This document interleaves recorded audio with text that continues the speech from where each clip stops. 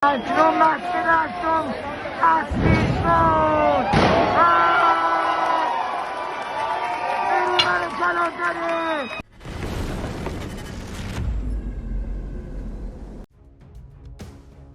The United States began a rapid military repositioning as tensions around Iran escalated sharply. According to News Nation, Washington moved a carrier strike group from the South China Sea toward the Middle East, possibly centered on the USS Lincoln, with the redeployment expected to take roughly a week.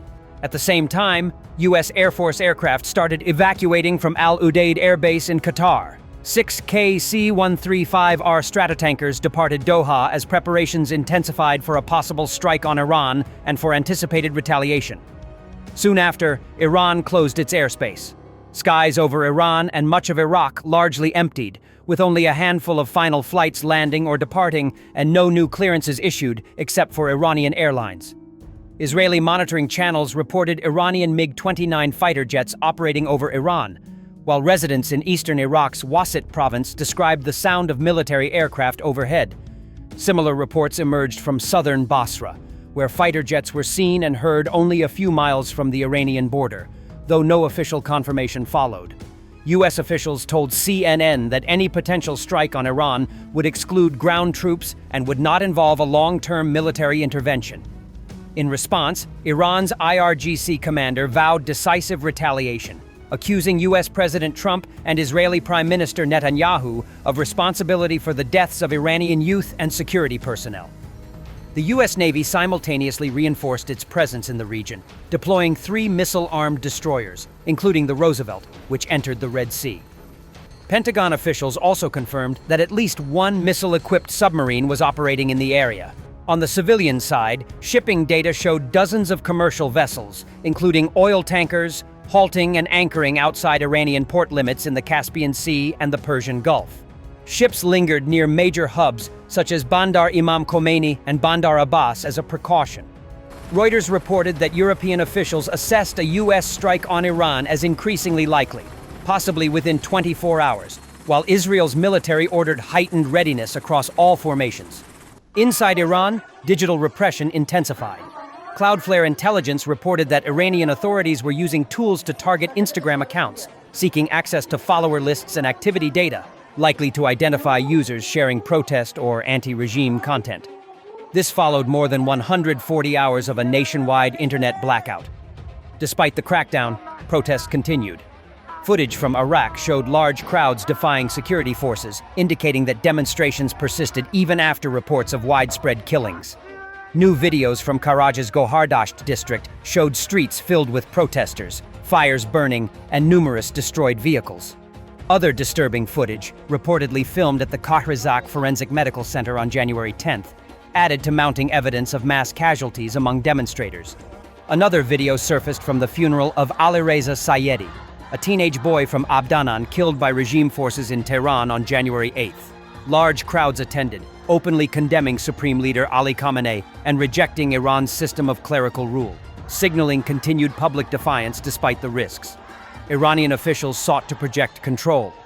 The foreign minister told Fox News that Tehran remained committed to not pursuing nuclear weapons, while insisting on its right to peaceful nuclear technology and uranium enrichment. He claimed the supreme leader was fully in control, in good health, and supported by the population, adding that after 3 days of what he described as terrorist operations, the situation was now fully under control.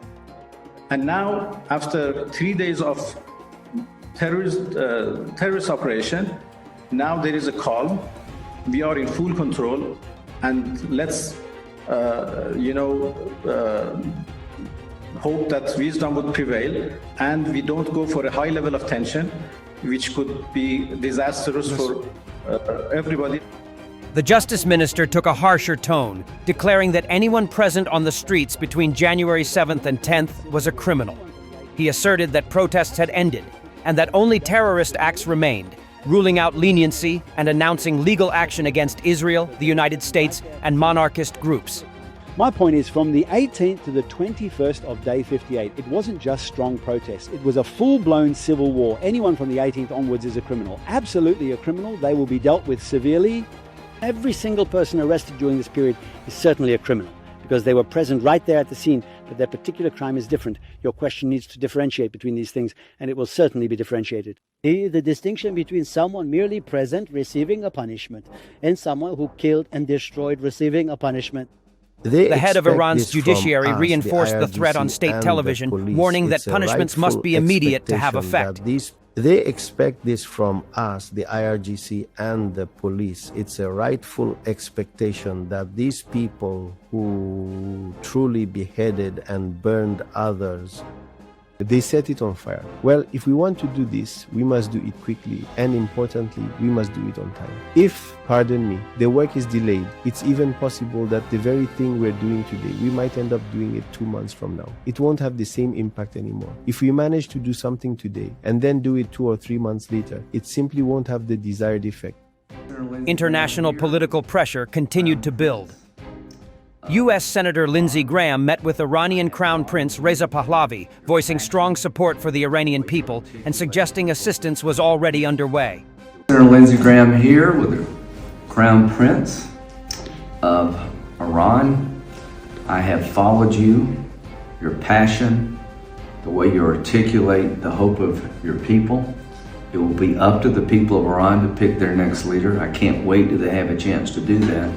But you have really risen to the occasion, compelling narrative for the long-suffering people of Iran. And I believe with all my heart that help is on the way. Senator, thank you so much for all your words of support for my compatriots in the darkest time in our history, but hopefully, as we say in Iran, in Farsi, the end of the dark night is light, and this is probably the first time we are so close to victory. You've witnessed the resilience of my compatriots. They are fighting a brave fight, and any solidarity can only help them achieve that goal sooner. I've been committed to this all my life to serve my nation, and hopefully, as the Senator just said, we hope that the Iranian people will this time have complete freedom and the choice will be theirs. We are here to serve them, to make that choice in freedom, and that's why my commitment. And thank you for your support, Senator. Thank you. And President Trump, thank you for picking the people over the Ayatollah. You're the first one to do that. Thank you for acknowledging that the only way you can make Iran great again is for the protesters to win over the regime. And I believe that day is at hand. And to the American people, it matters to us. This is the largest state sponsor of terrorism on the planet. They have American blood on their hands. And the people protesting in the streets could be our best friends. God bless them. God bless the United States of America and the American friends, and God bless the Iranian people. Amen. Shortly afterward, President Trump stated that the killing in Iran had stopped and that there were no plans for executions, adding that he had received credible assurances, while acknowledging that the situation would soon become clearer. We have been notified, and pretty strongly, but we'll find out what that all means. But we've been told that the killing in Iran is stopping, and it's stopped, and it's stopping. And there's no plan for executions or executions. So I've been told that on good authority. We'll find out about it. I'm sure if it happens, we'll all be very upset, including you will be very upset, but that's just gotten to me, some information that the killing has stopped, that the executions have stopped. They're not going to have an execution, which a lot of people were talking about for the last couple of days. Today was going to be the day of execution. Thanks for watching, and don't forget to subscribe. Also, if you want to support Warthog Defense, please become our member and get early access to new videos, exclusive members-only videos, and become administrator in comment section. The membership link is in the description.